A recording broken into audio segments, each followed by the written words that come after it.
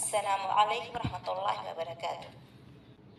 جامعہ ہمدرد میں جلسہ سیرت النبی جناب محمد مولانا رضی الاسلام ندوی کا کہنا ہے کہ کل جامعہ ہمدرد میں منعقدہ جلسہ سیرت النبی میں شرکت کرنے کا موقع ملا۔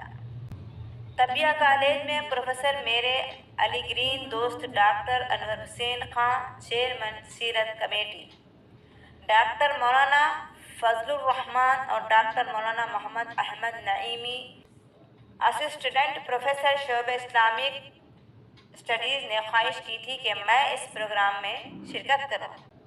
جامعہ ہمدرد کے پروفیسر افشار عالم کے سرپرستی میں گزشتہ 5 برس سے ماہ ربیع الاول میں مسلسل سیرت کے پروگرام منعقد ہو رہے ہیں، جس میں جامعہ کے طلبہ اور اساتذہ پورے شوق و ذوق سے شرکت کرتے ہیں۔ صبح طلبہ و طالبات کے سیرت پر مقابلے کروائے جاتے ہیں اور شام کو جلسہ عام ہوتا ہے۔ یہ جلسہ جامعہ کے کنونشن سینٹر میں منعقد ہوا۔ اسپیکر کے طور سے میرے علاوہ مولانا کلب جواد لکھنؤ، مفتی خالد ایوب مصباحی راجستھان اور محترمہ بیلی پروین دہلی یونیورسٹی کو مدعو کیا گیا تھا۔ پروگرام تو بہت اچھا تھا، پورا آڈیٹوریم آخر تک بھرا ہوا تھا۔ شرکاء میں نصف تعداد بلکہ شاید اس سے کچھ زیادہ طالبات کی تھی۔ میں نے رسول اللہ علیہ وسلم کی تعلیمی انقلاب پر گفتگو کی، بتایا کہ علم کے فروغ کے لیے آپ نے کیا تعلیمات دیں اور کیا اقدامات کیے۔ آپ نے لڑکیوں کی تعلیم پر بھی زور دیا۔ آخر میں کچھ باتیں اس پر بھی عرض کی کہ طب اور علاج معالجہ کے میدان میں آپ کی ہدایت کی کیا اہمیت ہے۔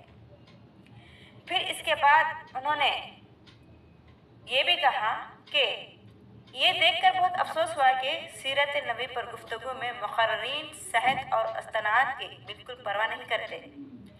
ایک مقرر نے اس بڑھیا کا واقعہ بہت تفصیل سے بیان کیا، جس کا واقعہ تھا یہ کہ بوجھ اللہ کے رسول صلی اللہ علیہ وسلم نے اٹھا کر اس کے گھر تک پہنچایا تھا۔ راستے وہ آپ سے کہتی جاتی تھی کہ مکے میں محمد نامی ایک شخص سے اس سے بچ کر رہنا، حالانکہ یہ واقعہ سراسر من گھڑت ہے۔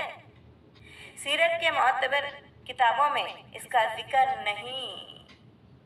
اسی طرح انہوں نے یہ بھی کہا کہ علم حاصل کرو چاہے اس کے لیے چین جانا پڑے کو حدیث نبی کی حیثیت سے پیش کیا، حالانکہ محدثین نے اس کا شمار موضوع یعنی گھڑی ہوئی روایتوں میں کیا ہے۔ اور پھر ایک بات یہ بھی ہوئی کہ ایک صاحب کو نعت پڑھنے کا موقع دیا گیا۔ ان کی نعت کا عنوان تھا لولاک لما خلقت الافلاک، اگر آپ نہ ہوتے تو دنیا نہ پیدا کی جاتی۔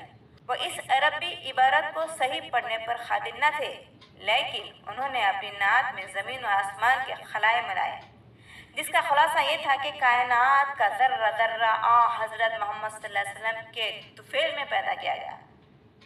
حالانکہ محدثین نے نعت کا عنوان بنائے جانے والے اس جملے کو بالکل بے اثر قرار دیا ہے، لہٰذا ان کا کہنا یہ تھا کہ یہ چیزوں سے خاص طور بچایا جائے۔ ان کا کہنا یہ تھا کہ ایسے چیزوں سے، ان چیزوں سے، من گھڑت باتوں سے بچا جائے۔ جلسے میں مقررین اور ذمہ داران جامعہ کا شال اڑا کر استقبال کیا گیا۔ سیرت مقابلوں میں کامیاب ہونے والے طلبہ و طالبات کے درمیان انعامات تقسیم کیے گئے۔ آخر میں شیرینی تقسیم کی گئی۔